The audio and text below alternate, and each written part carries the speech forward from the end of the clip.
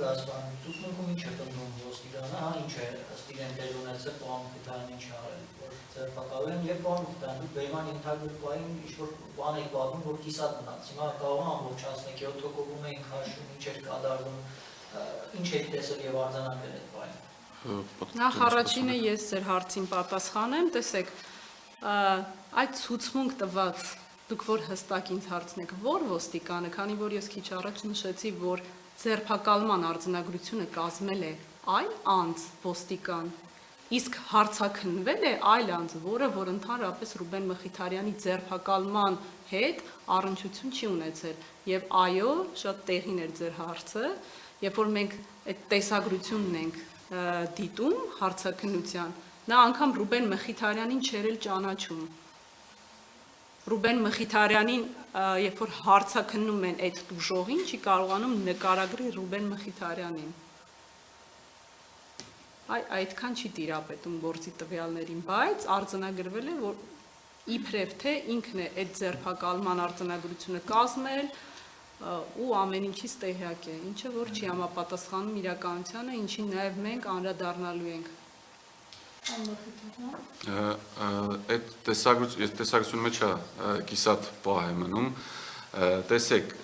այն պահից սկսած, երբ որ ինձ արդեն երկու ոստիկաններ փորձում էին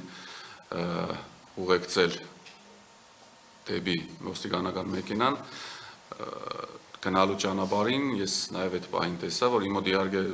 անհասկանալի շոկ էր, որովհետև իմ արտասանությունից բազում անգամ նշել են, որ ամեն առավոտյան արտանալիս մեզ թվում է, թե այդտեղ չունենք ավելի ներքև իջնելու,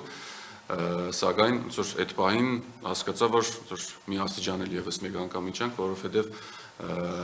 առնվազն անհասկանալի, երբ որ փաստաբանը իր գործունեությունն է անում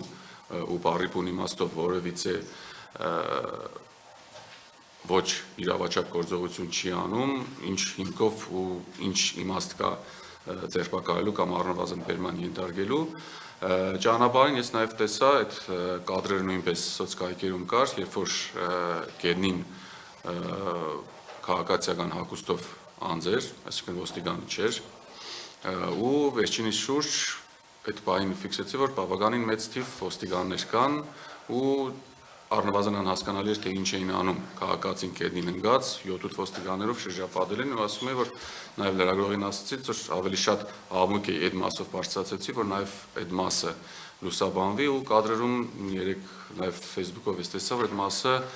երևում է ու տպավորություն էր, որ 7 հոգով առնվազն անհասկանալի պայմաններում փորձում էին բերման ենթարկել։